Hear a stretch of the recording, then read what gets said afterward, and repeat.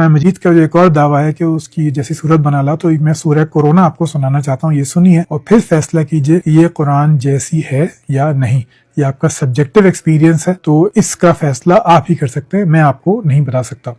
كوفيد والفيروس المبيد بل عجبوا أن جاءهم من الصين البعيد۔ आपके कुरान जैसी बेतहाशा सूरतें बन चुकी हैं, पूरा का पूरा कुरान लिखा जा चुका है, तो इसमें तो ऐसे कुरान में सूरह कोरोना की मिसाल आपके सामने है। आपको 10 लाख पाकिस्तानी देने के लिए तैयार हूँ अगर आप ये कुरान मुझे सही साबित कर दें। कुरान करीम का ये चैलेंज आज तक अपनी जगह कायम है कि अगर किसी को इसके कलामी इलाही होने पर कोई भी शक है तो इस जैसी एक सूरत ही बना लाए। अक्सर लोग अरबी के चंद अल्फाज को हम काफिया करके, जैसे हाल ही में कोरोना के नाम पर एक मतनी खाका पेश किया गया, ये गुमान कर लेते हैं कि उन्होंने ये चैलेंज पूरा कर दिया है। लेकिन चंद अल्फाज को जोड़ देने से कोई कलाम सूरत नहीं बन जाता। आइए मैं आपको समझाता हूँ, आपके सामने हकायक रखता हूँ कि इस चैलेंज की असल नोयत क्या है। हम तवील सूरतों के साइंसी, तारीख़ी और गहरे लिंग्विस्टिक मिरेकल्स की बात ही नहीं करते। हम सिर्फ कुरान करीम की सबसे छोटी सूरत सूरह कौसर को एक ख़ास मैथमेटिकल और लॉजिकल ज़ाविये से देखते हैं। इस मुख्तसर तरीन सूरत का हिस्सा 10 नंबर 10 के साथ जो नाकाबिल यकीन और पेचीदा कम्प्लेक्स ताल्लुक़ है, ज़रा इस पर गौर करें, आप हैरान रह जाएंगे। सूरह कौसर कतई तौर पर सिर्फ 10 अल्फाज पर मुश्तमिल है, एग्जैक्टली 10 वर्ड्स, और इस सूरत की पहली आयत 10 मुख्तलिफ यूनिक वर्ड्स में है। आपको स्क्रीन पर नज़र आ होगा जो रेड में हाईलाइट हुए हुए हैं, यही 10 वर्ड्स हैं, यूनिक वर्ड्स, पहली आयत। और दूसरी आयत भी एग्जैक्ट 10 मुख्तलिफ यूनिक वर्ड्स में है, जो आपको स्क्रीन पर नज़र आ रहा होगा, जो रेड कलर में हाईलाइट किया गया है। हैरत अंगेज तौर पर इसकी तीसरी आयत भी एग्जैक्टली 10 मुख्तलिफ यूनिक वर्ड्स पर मुश्तमिल है। तीनों आयतें एग्जैक्ट 10 वर्ड्स पर।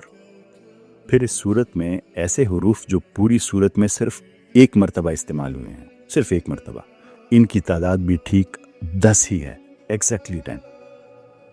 देख रहे हैं आप इस पैटर्न को? इस सूरत में जो हर्फ सबसे ज़्यादा मरतबा इस्तेमाल हुआ है वो अलिफ है, और आप जानते हैं वो कितनी दफ़ा इस्तेमाल हुआ है? कैस करें, 10 दफ़ा। तीनों आयात के आखिरी अल्फाज का इख्तिताम हर्फ रे पर होता है। ये तीनों अल्फाज भी मजमूई तौर पर 10 मुख्तलिफ हुरूफ ही से बने, एग्जैक्टली 10 हुरूफ। अगर इन 3 काफ और 3 रे पर ख़त्म होने वाले अल्फाज को निकाल दिया जाए तो बाकी बचने वाले 4 अल्फाज में हुरूफ की कुल तादाद भी एग्जैक्टली 10 है, बिल्कुल 10।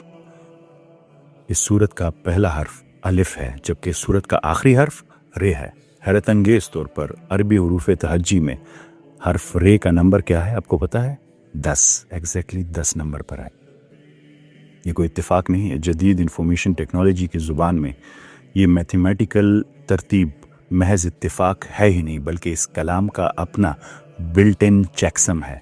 बिल्कुल उसी तरह जैसे हम डेटा की हिफाजत के लिए हैश एल्गोरिथम्स इस्तेमाल करते हैं। अगर इस सूरत में एक हर्फ भी कम या ज़्यादा किया जाए, ये पूरा हिसाबी कोड, ये पूरा इंक्रिप्शन टूट जाएगा। फिज़िक्स में कायनात जिस परफेक्ट मैथमेटिकल बैलेंस पर कायम है, जो एग्जैक्ट फाइन ट्यूनिंग है, वही इंटेलिजेंट डिज़ाइन हमें इस कलाम की साख्त में नज़र आता है। सबसे छोटी सूरत में कितने मैथमेटिकल कोड्स हैं, प्रोबेबिलिटी के तहत इतने ज़्यादा मैथमेटिकल रिस्ट्रिक्शंस के साथ एक आला तरीन फसाहत और बलागत पर मबनी कलाम तख्लीक करना इंसानी दिमाग के लिए नामुमकिन है। ये एक बहुत बड़ा ऑप्टिमाइजेशन प्रॉब्लम है।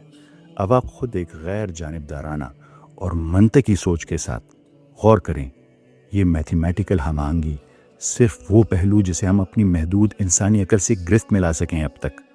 ज़रा सोचिए, 1400 साल कबल रेगिस्तान अरब में, जहाँ कोई जदीद साइंसी या मैथमेटिकल सहूलियात मुयस्सर ना थी, एक ऐसी हस्ती जिसने कोई दुनियावी और रस्मी तालीम ना पाई हो, अचानक और ज़ुबानी तौर पर ऐसा कलाम पेश कर सकती है, इतने मैथमेटिकल कोड्स के साथ। ایک ایسا کلام جو بیک وقت فصاحت و بلاغت کے اعلیٰ ترین معیار پر بھی ہو، جس میں ایک گہرا تاریخی پیغام بھی ہو، جس میں سائنٹیفک میریکلز بھی ہو، اور جس میں میتھمیٹیکل کی ساخت اتنی بے عیب ہو۔